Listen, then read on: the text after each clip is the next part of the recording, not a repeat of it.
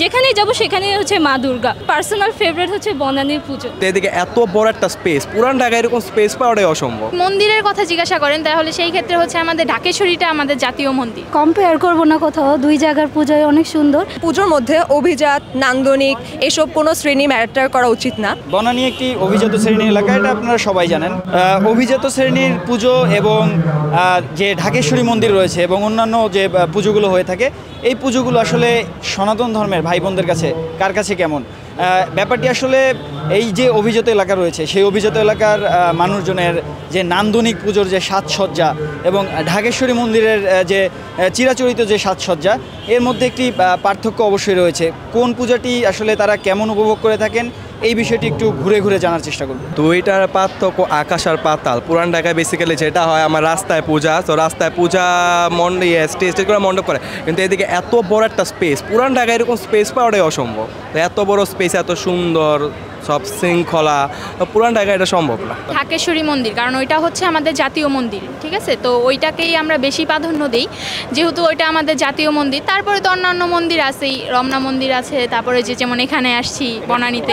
মন্দিরের কথা জিজ্ঞাসা করেন তাহলে সেই ক্ষেত্রে হচ্ছে আমাদের ঢাকেশ্বরীটা আমাদের জাতীয় মন্দির। নবমীর দিন আমাদের সবসময় প্ল্যান থাকে নারায়ণগঞ্জে যাওয়ার জন্য। সবচেয়ে ওইখানে পুজোটা সবচেয়ে সুন্দর হয় ডেকোরেশনের দিক থেকে। বনানীর ব্যাপারটা এটা হয়তো একটা ভিআইপি এলাকা, সেই জন্য এটার মানে ডেকোরেশন দিক থেকে খুব সুন্দর, কিন্তু কি ওইখানে হলে হয়তো জাতীয় মন্দিরের কারণে সবাই এখানে না আসলেও সেখানে যাবেই। কম্পেয়ার করব না কোথাও, দুই জায়গার পূজায় অনেক সুন্দর, কিন্তু আমাদের ওই মানে ওইটাতে যেহেতু জাতীয় মন্দির, আমাদের যে কোনো পূজা টুজা ওইখানে বেশি কাটানো হয়। ঢাকেশ্বরী হচ্ছে আমাদের একটা কেন্দ্রীয় মন্দির, ওইখানের পুজোটা হচ্ছে টোটালি ভিন্ন।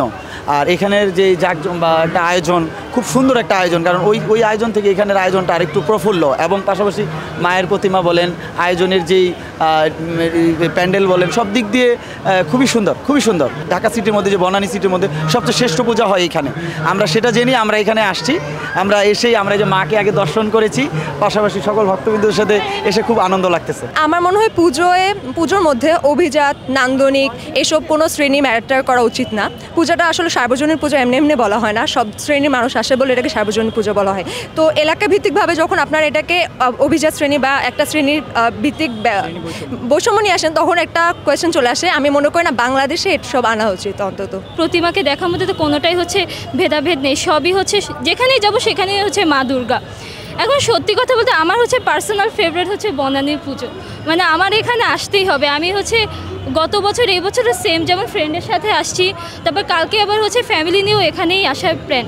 তো আমার হচ্ছে বনানীর পূজাটা হচ্ছে অনেক ভালো লাগে। পুরান ঢাকায় যাওয়াটা হচ্ছে মানে কনস্ট্যান্ট না, কোনো বছর যাওয়া হয়, কোনো বছর যাওয়া হয় না, কিন্তু আমার কাছে হচ্ছে বনানীর পূজাটা হচ্ছে একেবারে ম্যান্ডেটরি। পুজো তো আসলে সবখানে একই হয়, আসলে পারিপার্শ্বিক অবস্থাটা সবার আলাদা থাকে। এখানে সবাই অভিজাত এলাকা, অভিজাতের একটা সাজানো গোছানো ব্যাপার থাকে, আর ওখানে একটা বাঙালি ভাব থাকে, সবাই মিলে এমএলকে ব্যাপার থাকে। এইটাই আর কি ডিফারেন্ট, আর কিছু না। আপনার কাছে কোনটা বেশি ভালো লাগে? আমার কাছে দুটোই ভালো লাগে, এখানেও যেমন সময় দেয় ওখানেও সেরকমই সময় দেয়।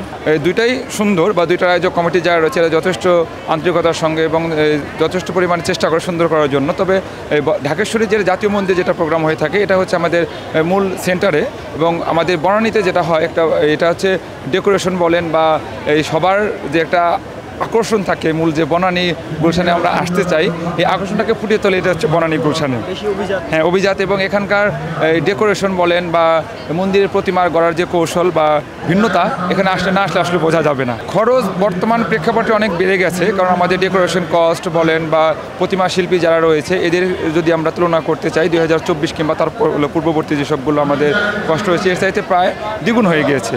কারণ হচ্ছে আমাদের যে প্রত্যেকটা ম্যাটেরিয়াল, রঙের ম্যাটেরিয়াল বলেন বা ডিজাইনের যে আর্টিফিশিয়াল কাগজ সবই বেড়ে গেছে। তো আমি মনে করি যে টোটাল যদি আপনার একটা রেশিও ধরেন যে 2024 to 25, এখান থেকে আমি মনে করবো যে প্রায় 30% বেড়ে গেছে।